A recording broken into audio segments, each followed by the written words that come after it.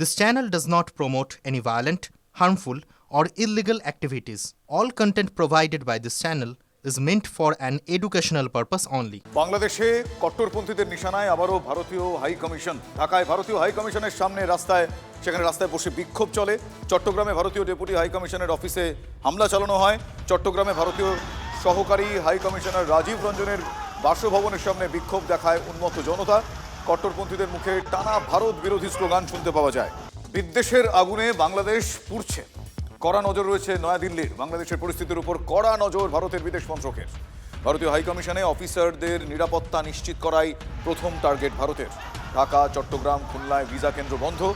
সম্প্রতি বাংলাদেশ হাইকমিশনারকে ডেকে কড়া ধমক নয়াদিল্লি। আদির মৃত্যুকে একটা পলিটিক্যাল এজেন্ডায় কনভার্ট করে ভারত বিদ্বেষী যে মতবাদ বা ন্যারেটিভ চালাবার চেষ্টা ছিল জামাতের, সেটায় তারা সক্রিয় হওয়ার জন্য পূর্ণ শক্তি লাগাবে।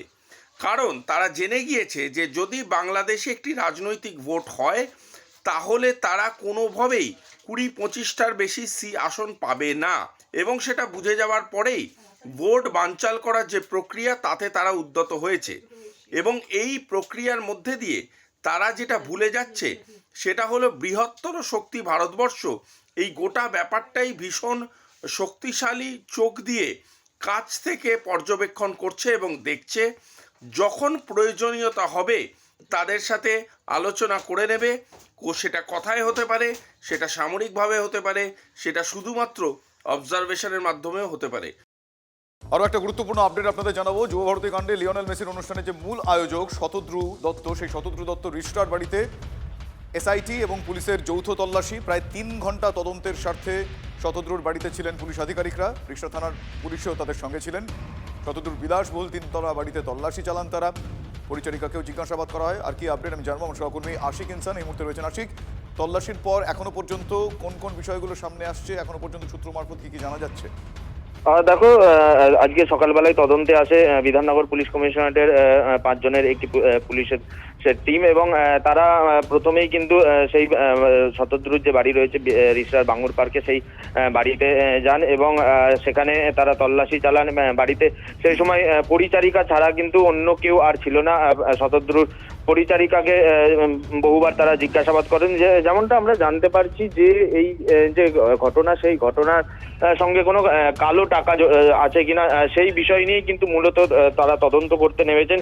যে মেসির যে শো, সেই শোয়ে কালো টাকা ব্যবহার হয়েছিল কিনা সেই সন্দেহেই কিন্তু তারা এখানে এসেছিলেন। এবং যেমনটা জানা যাচ্ছে যে এই যে এফআইআর করা হয়েছিল, সেই এফআইআর এর ভিত্তিতে কিন্তু সিআইডি ইডির যে একটি দল, তারাও কিন্তু তদন্তে আসবেন বলে এমনটাই আমরা জানতে পাচ্ছি। এবং যুবভারতী কাণ্ডে গ্রেফতার আরো 3। এখনো পর্যন্ত যুবভারতীতে তাণ্ডবের ঘটনায় মোট 9 জনকে গ্রেফতার করা হলো।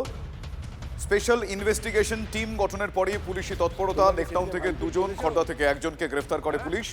13ই ডিসেম্বর মেসিকে দেখতে না পেয়ে যুবভারতীতে ভাঙচুর চলে। সেই ঘটনায় এখনো পর্যন্ত মোট 9 জনকে গ্রেফতার করেছে পুলিশ। জট কাটার একটা আশা ছিল, কিন্তু আজও কাটলো না চিংড়িঘাটা মেট্রোর জট। আদালতের নির্দেশে দ্বিতীয় বৈঠকের পরেও রফা সূত্র মিলল না। আরভিএনএল এর দাবি, মাত্র 3 দিন রাত 10টা থেকে সকাল 6টা পর্যন্ত ট্রাফিক নিয়ন্ত্রণ করলেই কাজ শেষ হয়ে যাবে। জানুয়ারি মাসে ট্রাফিক নিয়ন্ত্রণের সম্ভব কিনা সোমবার জানাতে হবে রাজ্যকে। নির্দেশ ভারপ্রাপ্ত প্রধান বিচারপতির ডিভিশন বেঞ্চের। সোমবার পরবর্তী শুনানি রয়েছে। আদালতের নির্দেশে 17ই ডিসেম্বর বৈঠক হয়েছিল, আপনাদের নিশ্চয়ই মনে আছে। তারপরেও মেট্রো জট এখনো কাটেনি। সংসদে তৃণমূলের ধর্নায় সামিল জয়া বচ্চন। মনরেগা প্রকল্পের নাম পরিবর্তন নিয়ে সংসদ চত্বরে ধর্না। তৃণমূল সাংসদের সঙ্গে যোগ দিয়েছেন সমাজবাদী পার্টির সাংসদ। সংসদ চত্বরে দাঁড়িয়ে কল্যাণ বন্দ্যোপাধ্যায়, সৌগত রায়, সাগরিকা ঘোষ, জুনমারিয়ার সঙ্গে ধনধান্য পুষ্প ভরা গানে গলা মেলালেন জয়া বচ্চন। বিরোধীদের কথা কেন্দ্র শোনে না, অভিযোগ করলেন समाजवादी पार्टी सांसद। ये पहली बार ऐसा हो रहा है कि कोई ऑपोजिशन के लोगों से बातचीत नहीं होती, जो उनका मन है वो कर रहे हैं। যত অপমান করবে তত বাংলার লোকেদের কি বলে মনোবল আরো বাড়বে।